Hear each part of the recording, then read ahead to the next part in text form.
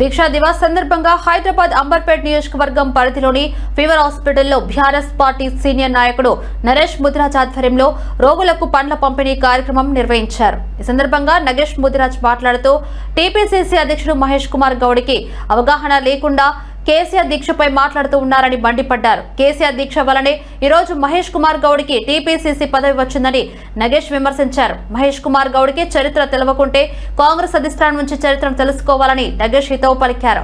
ఉమ్మడి ఆంధ్రప్రదేశ్, తెలంగాణ టీపీసీసీ అధ్యక్షులకు ఉన్న అవగాహన కూడా మహేష్ కు లేదని మండిపడ్డారు.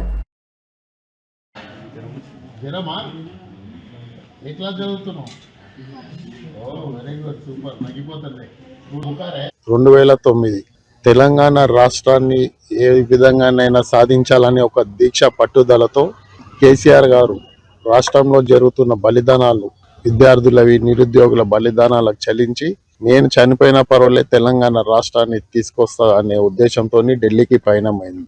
దాని ఉద్దేశమే ఆ రోజు కేంద్రంలోని కాంగ్రెస్ ప్రభుత్వం మెడల్ వంచి నవంబర్ 29న 2009 తెలంగాణ ప్రకటన కేసీఆర్ గారి సంకల్పం, ఆయన దీక్ష ద్వారా తెలంగాణ రాష్ట్రాన్ని మనం సాధించుకోవడం జరిగింది. నేటికి 16 సంవత్సరాలు. దాన్ని బీఆర్ఎస్ పార్టీ దీక్షా దివస్ పేరుతో ఈ కార్యక్రమం నిర్వహిస్తుంది. ఇది పార్టీ శ్రేణులే కాదు, స్వచ్ఛందంగా తెలంగాణలో ఉన్న ప్రజలందరూ కూడా దీక్షా దివస్ పేరిట ఈరోజు పలు కార్యక్రమాలు మేము ఏ విధంగానైతే హాస్పిటల్లో పనులు పంచామో, ఒక దగ్గర అన్నదానాలు, ఒక దగ్గర పిల్లలకు ఉచిత దుస్తుల పంపిణీ, పాఠ్య పుస్తకాలు, ఈ విధంగా వివిధమైన సేవా కార్యక్రమాలలో రాష్ట్ర వర్కింగ్ ప్రెసిడెంట్ కేటీఆర్ గారి పిలుపు మేరకు రాష్ట్రంలో ఉన్న బీఆర్ఎస్ శ్రేణులందరూ మూకుమ్మడిగా కదిలి సేవా కార్యక్రమంలో ఈరోజు పాల్గొని కేసీఆర్ గారు సాధించిన తెలంగాణ దీక్షని ఈరోజు గుర్తు చేయడం జరుగుతుంది. మీ అందరికి తెలిసిన విషయమే, కేసీఆర్ గారు తెలంగాణ రాష్ట్ర సాధనలో మొక్కవోని దీక్ష, ఒక చేతిలో లాంతరు, చేతిలో గులాబీ జెండా తప్ప మొత్తం చిమ్మ చీకటి, ముందు ఎవరు ఏమీ లేదు. కేసీఆర్ గారికి ఉన్నది ఓన్లీ ధైర్యం. ధైర్యంతో, నిర్భయంతో ముందుకు సాగి తెలంగాణ రాష్ట్రాన్ని సాధించారు.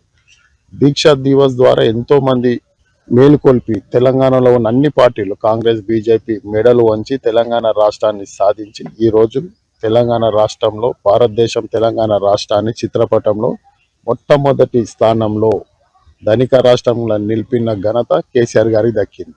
ఈరోజు పరిస్థితులు ఎట్లున్నాయి మీకు తెలుసు. మనం ఎక్కడైతే నిలబడ్డామో వసతులు లేవు, హాస్పిటల్లో బెడ్లు సరిగా లేవు, మందులు లేవు.